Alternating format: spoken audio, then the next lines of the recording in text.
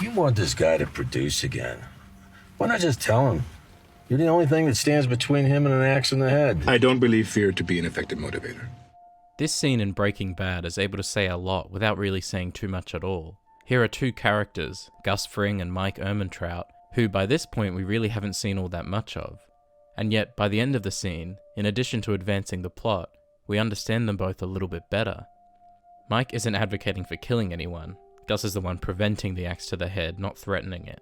But he knows that talking to Walt is much more likely to be effective than the mind games that Gus is playing. Mike is a no-nonsense kind of guy, and this scene reiterates that. Meanwhile, Gus has his own plans, and threatening someone's life, or rather, threatening to stop protecting them, is not a part of that plan. No, he's much more thorough, calm, and manipulative, and this scene shows that. At the end of the day, this is a fairly average scene in a relatively unimportant episode, as far as Breaking Bad goes at least, but it's what came almost 10 years later that makes it more important. You have a gun to his father's head. That doesn't sit with me. You want to keep Varga for the long run. I don't think fear is a great motivator. In this scene from Better Call Saul, set almost 5 years prior to the one from Breaking Bad, the roles are reversed, but the characters remain consistent. Mike is still a no-nonsense kind of guy, and threatening a man's innocent father sounds like messy nonsense to me. Meanwhile, Gus remains the thorough, calm, and manipulative man we see 5 years later. That thorough manipulation just happens to involve threatening an innocent man. More than this though, this scene from Better Call Saul has a direct impact on the one from Breaking Bad, particularly if you watch them chronologically. This line, I don't believe fear to be an effective motivator, isn't just Gus imparting his philosophy onto Mike. It's a direct callback to something Mike said to him 5 years earlier. Perhaps by using Mike's own words against him, this is Gus's way of saying, I know what I'm doing. A reminder that these two men have known each other and worked together for long enough now that little else need be said. Or perhaps Gus is subtly trying to call Mike out on his hypocrisy. The fact that he was so vehemently opposed to violence against Nacho's dad 5 years ago, but doesn't see a problem with it now. After all, Mike's character has evolved a bit in that time. He cares about people less, with the exception of his family, and he's less likely to question Gus's decisions. Perhaps Gus is calling him out on that. Either way, this scene is significantly improved simply with the added context of Better Call Saul. It goes from an average scene with a somewhat interesting interaction, to a memorable scene demonstrating character relationships and growth.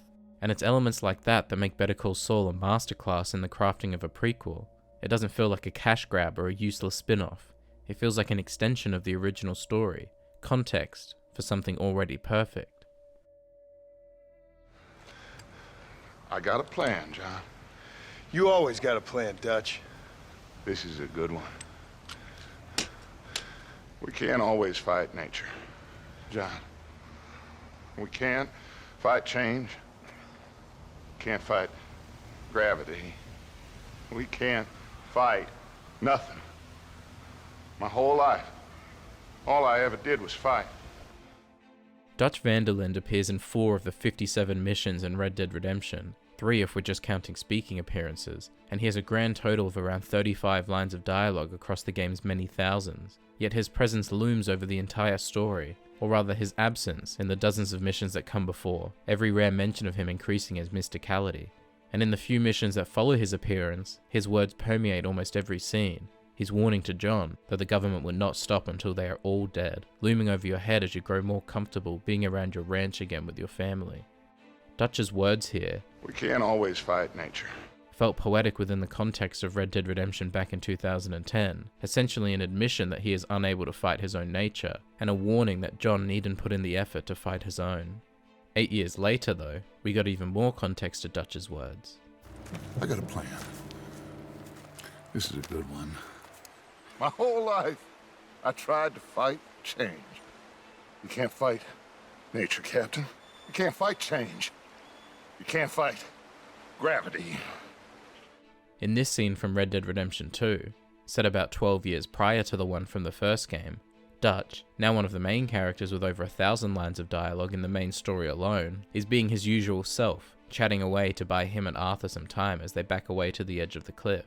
What's especially fascinating about this scene though, if you play the games in release order, is how identical the dialogue is to the first game. I got a plan, John. This is a good one. We can't fight nature. We can't fight change. Fight change. You can't fight gravity. My whole life, all I ever did was fight change. Perhaps this repetition is simply indicative of Dutch's character. He probably thought of this speech some time ago, he might have even read it in a book, and it's what he thinks about when he's backed up against the edge of a cliff. More than that though, I think when playing the games chronologically, in Dutch's final moments, he's thinking about Arthur. He's thinking about his friend who he lost, due in large part to his own actions, 12 years earlier. He's thinking about the time when they were backed up against the wall, and how even after everything they'd been through, in that moment, they still had each other's backs. Only there's no water to save him this time. Unlike what Better Call Saul does to Breaking Bad, this doesn't take an average scene and make it important. The scene from the original game is already one of its most important, best written, and best performed scenes. No, Red Dead Redemption 2 takes that incredible scene and elevates it. It gives context to a scene that didn't really need it at the time, but in retrospect feels essential. Instead of feeling like a cash grab sequel to a successful video game, Red Dead Redemption 2 feels like a now necessary extension of the original story, context for something already perfect. These are two of the best prequels ever made. What makes the quality of these products even more impressive is simply the nature of prequels. They are at an automatic narrative disadvantage before they've even begun. Fans of the original products, who oftentimes are the primary consumers and target audience of the prequels, already know where the story is going to end. This is especially true for Breaking Bad and Red Dead Redemption. They're both considered among the best products of their respective mediums, so even people who have never watched or played them have a general idea of what happens. Yet somehow, Better Call Saul and Red Dead Redemption 2 don't suffer from this disadvantage. In fact, they seem to benefit from it. The writers knew that the fates of a lot of these main characters had already been sealed. We already know what happens to Mike and Gus, to Dutch and John, but the stories are able to raise the stakes elsewhere. In fact, it's the absence of a lot of the newer characters from the original material that raises the stakes so much more. We know that characters like Kim, Chuck, and Nacho aren't around during Breaking Bad, and that Arthur, Sadie, and Micah are completely absent from Red Dead Redemption, so finding out what happens to them during the course of the prequels is a great way to build tension. I never assumed that Kim was going to die, but what if? And if not, why does she leave Jimmy? On the other hand, it was pretty safe to assume that Arthur was going to die, but how? And why does John never mention him? The writers of both of these prequels were not only able to introduce effective new characters, but characters who, in some instances, surpass those who appear in the original. Kim Wexler is one of my favourite characters in the entire Breaking Bad universe, due in large part to Ray Seahorn's performance of course, simply by virtue of her personality. Watching her work and try her best to genuinely help those in need is truly inspiring, and her interactions and chemistry with Jimmy are both incredibly entertaining, and at times genuinely heartbreaking. Nacho Varga, portrayed impeccably by the incredibly talented Michael Mando, feels like Better Call Saul's equivalent of Jesse Pinkman, tragic and wonderful, and seeing his role in the lives of Mike, Gus, Jimmy, and even the cartel adds so much unspoken emotion and context to Breaking Bad. And Tony Dalton's masterful performance as Lalo Salamanca is so terrifying, despite the fact that we pretty much know he can't make it out alive. And watching the impact that he has on the otherwise calm and collected Gus is made even more powerful by the added context of Breaking Bad. The same could be said about a lot of the original Red Dead Redemption 2 characters as well. The events of the first game wouldn't have happened, at least certainly not in the same way, without the impact of Sadie Adler, particularly in the epilogue, and Alex McKenna's performance as one of the game's best. Even more so, had it not been for Micah Bell, who Pete Bloomquist portrayed to perfection, the gang's fallout may not have been so swift, and several deaths could have been avoided. And of course, Roger Clark gave one of video gaming's most memorable performances in Arthur Morgan, forever one of the greatest characters to grace the medium. Ultimately, a philosophy that the writers seem to have followed with all of the characters, but especially the returning ones, is also a good one for life in general. The journey is more important than the destination. Sure, we might know where Mike ends up in Breaking Bad, but what led him to his partnership with Gus, and his ruthlessness under pressure? We may know about Bill's own gang in Red Dead Redemption, but what led to the dissolution of Dutch's gang in the first place, and why isn't he still teamed up with the surviving members? And possibly the most important, when, why, and how does Jimmy McGill become Saul Goodman? More or less, we already know the endings of these journeys, so focusing on the path towards those endings allows a far richer story and a deeper exploration of these characters. I think a perfect example of this is Gus's ending in Better Call Saul. He already had a pretty explosive ending in Breaking Bad, so for his final scene in the prequel, the writers went a very different route. In fact, they went the complete opposite. You can't even say he goes out with a whimper, it's less than that. His final scene is one of quiet contemplation, and the writers had the courage to leave it to the viewer to determine what it means for Gus, and what he's thinking at that time. And Giancarlo Esposito, as usual, performs it beautifully. It's brave writing, brilliant acting, and just a beautiful scene overall. Speaking of brave writing, one thing that's always tempting when writing a prequel is to include cameos from the original material. There are several reasons for it too. First and foremost, it's fun to see these old characters again. If the original material was successful enough to warrant a prequel, it's safe to assume that part of the reason is due to the characters, and seeing them again is a joy. It's part of the reason why superhero movies are so successful and well loved. There's a great deal of anticipation for cameo appearances from beloved characters, and a simple appearance is enough to spark conversations among fans. But therein also lies the second, and perhaps more crucial reason: marketing. Announcing that an actor will be returning to a role immediately generates discussion around the product, and naturally you'll get more eyes on it. Even not announcing their return can work, since the surprise appearance will inevitably be the talk of the town amongst fans, and make its way to social media, which in turn provides even more promotion. So clearly it's incredibly tempting to shove as many cameos as possible into a prequel, both for promotional and creative purposes, and that's what makes me appreciate Better Call Saul and Red Dead Redemption 2 even more. Better Call Saul in particular adds several returning characters from Breaking Bad over the course of its run, but most of them, like Hector, the cousins, Victor and Tyrus, Huel, Francesca, end up sticking around for quite some time and become pretty significant parts of the story. And then there are Breaking Bad characters who only appear on 1 or 2 episodes of Better Call Saul: Hank, Gomez, Marie, and of course Walt and Jesse. But each and every one of these appearances are far more than simple cameos. They all end up contributing significantly to both the plot and the individual character stories. Hank and Gomez's scenes, for example, explain Crazy 8's status as an informant in Breaking Bad. Walt's scene in the finale emphasizes both his own arrogance and Jimmy's inability to self-reflect. And Jesse's scene with Kim is a beautiful character moment that gives story context to Jesse's knowledge of Saul, and provides development for Kim's relationship with Saul at this point.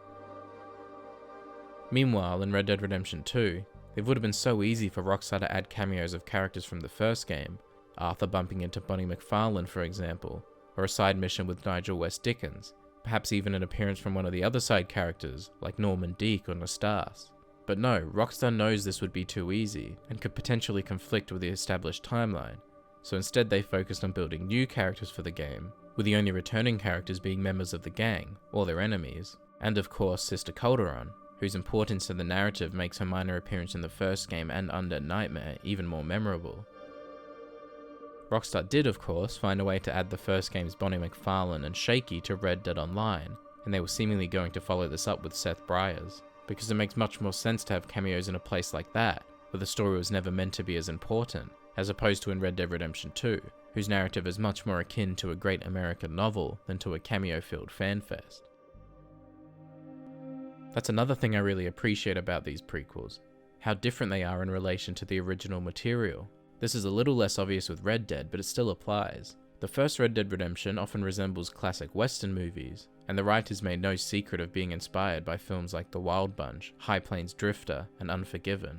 Like those films, the game often takes place in the open desert, full of splashes of green, vibrant reds, oranges, and yellows, and while it has its slow, quiet moments, especially during the early tutorial sequences, it's very action-oriented. At least 80% of its main missions involve some kind of shooting, mostly classic Western gunfights with enemies. The characters are well developed and brilliantly portrayed, but the focus is generally on the story itself rather than the relationship between characters, at least until the game's final act. Red Dead Redemption 2, meanwhile, feels much more inspired by literature than cinema. I mean, there are very clear references to some films, which is inevitable, but the writers cited more authors as their inspiration, especially less contemporary ones like Arthur Conan Doyle, Charles Dickens, Emile Zola, Henry James, and John Keats. The story is much longer, slower, and more patient. Don't get me wrong, it's a far cry from the creeping but beautiful pace of television shows like Rectify or films like Drive My Car. But for a video game, especially a Rockstar game, Red Dead Redemption 2 really takes its time to an extent much beyond the first game. The most obvious example of this, I think, is the epilogue, which in itself only exists because of the first game. The slowness with which we explore John's story has been criticized, and I understand that, but it's a perfect setup for fans of the first game, and its added context makes the first game's narrative much more powerful. Beyond the narrative though, even the art design is impacted by this change in inspiration. Rather than the orange and yellow hues of a western, you'll find beautiful pastoral blues and greens like the works of Albert Bierstadt, Frank Tenney Johnson, and Charles Marion Russell. Red Dead Redemption is gritty and rough like a western, and I love that. It's perfect for that game in that time period. But the fact that the developers were willing to try something different with the prequel is bold and inspired, and it absolutely pays off. It makes Red Dead Redemption 2 feel like its own product, its own story, while still maintaining some of the gritty cinematic qualities that made the original so lovable.